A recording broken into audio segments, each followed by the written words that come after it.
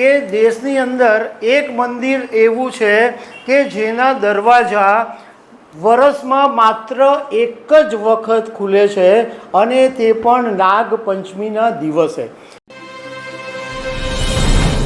નમસ્કાર દર્શક મિત્રો, ભગવાન શિવની આરાધનાનો મહિનો શ્રાવણ મહિનો શરૂ થઈ ગયો છે અને બધા મંદિરોની અંદર ભગવાન શિવની પૂજા અર્ચના કરવામાં આવી રહી છે।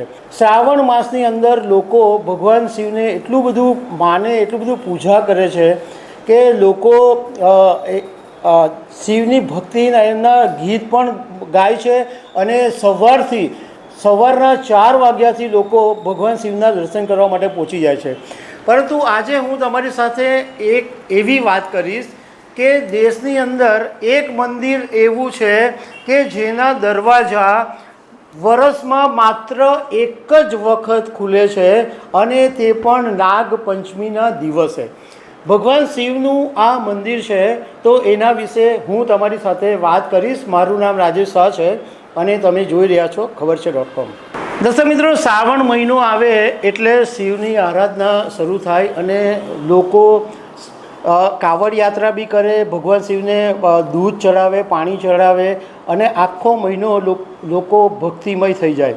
દેશની અંદર એક મંદિર એવું છે કે જે માત્ર એક જ વખત ખુલે છે અને એ નાગપંચમીના દિવસે ખુલે છે। આ મંદિર આવેલું છે મધ્યપ્રદેશના ઉજ્જૈનની અંદર અને એ મંદિરનું નામ છે નાગચંદ્રેશ્વર મંદિર। હવે આ જે મંદિર છે એ ઉજ્જૈનની અંદર જે શ્રી મહાકાલ જ્યોતિર્લિંગ આવેલું છે એ મંદિર, એ જ્યોતિર્લિંગના ગર્ભગૃહના બીજા માળ પર આ નાગચંદ્રેશ્વર મંદિર આવેલું છે। આ મંદિરની અંદર ભગવાન શિવને આખો પરિવાર રહે છે।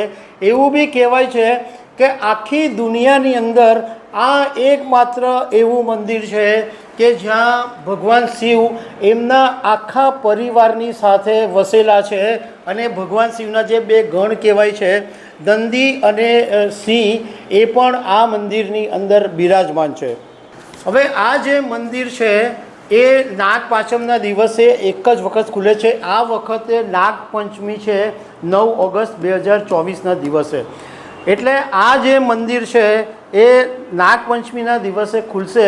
એટલે આજે ગુરુવારે રાત્રે 8 વાગ્યાથી 12 વાગ્યાથી આ મંદિર ખુલશે અને શુક્રવારે રાત્રે 12 વાગે એટલે 24 કલાક સુધી 24 અવર્સ આ મંદિર ખુલ્લું રહેશે અને શુક્રવારે રાત્રે 12 વાગ્યે આરતી અને બધી પૂજા અર્ચના કરી અને મંદિરના દરવાજા બંધ થઈ જશે અને ફરીથી આવતા વર્ષે જ્યારે નાગપંચમી આવશે ત્યારે જ આ મંદિર ખુલે છે।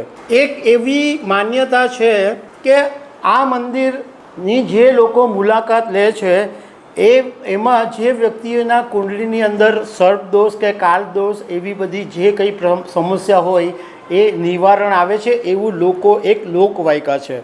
આ મંદિરની અંદર સાપના જે રાજા છે એ તક્ષક પણ બિરાજમાન છે એવું પણ કહેવામાં આવે છે। હવે તમે જોયું હોય તો ભગવાન શિવના ગળાની અંદર હંમેશા એક સાપ હોય છે, એક નાગ હોય છે।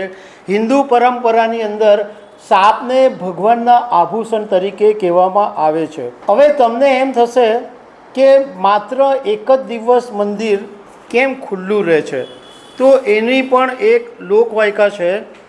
એક એવી કથા છે કે નાગોના જે રાજા છે, સાપના જે રાજા, એ તક્ષકે ભગવાન શિવને પ્રસન્ન કરવા માટે કઠોર તપશ્ચર્યા કરી અને ભગવાન શિવ તો બિચારા એટલા ભોળા કે કોઈ પણ જો કઠોર તપસ્યા કરે તો તરત જ પ્રસન્ન થઈ ગયા। એટલે ભગવાન પ્રસન્ન થયા અને નાગ તક્ષકને કીધું કે બોલ શું જોઈએ છે, માંગ માંગ માંગ। તો તક્ષકે આજીવન જીવતા રહેવાની એને માંગણી કરી અને ભગવાને કીધું તથાસ્તુ।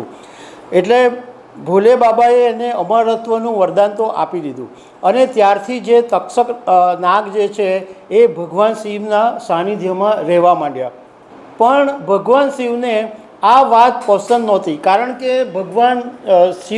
ભગવાન શિવ છે એ એકાંતની અંદર તપ કરે છે, એકાંતની અંદર આરાધના કરે છે, એટલે કોઈ આસપાસ હોય તો એમને વિક્ષેપ પડે।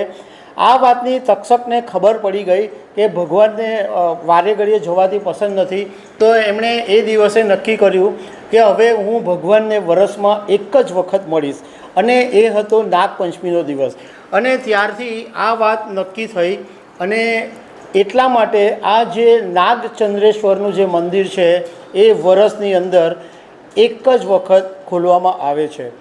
જ્યારે ભગવાનનું મંદિર આજે એટલે ગુરુવારે રાત્રે ખુલશે ત્યારે ત્રિકાલ પૂજા કરવામાં આવશે, અને જ્યારે શુક્રવારે રાત્રે બંધ કરવામાં આવશે ત્યારે મંદિરને બંધ કરી દેવામાં આવશે.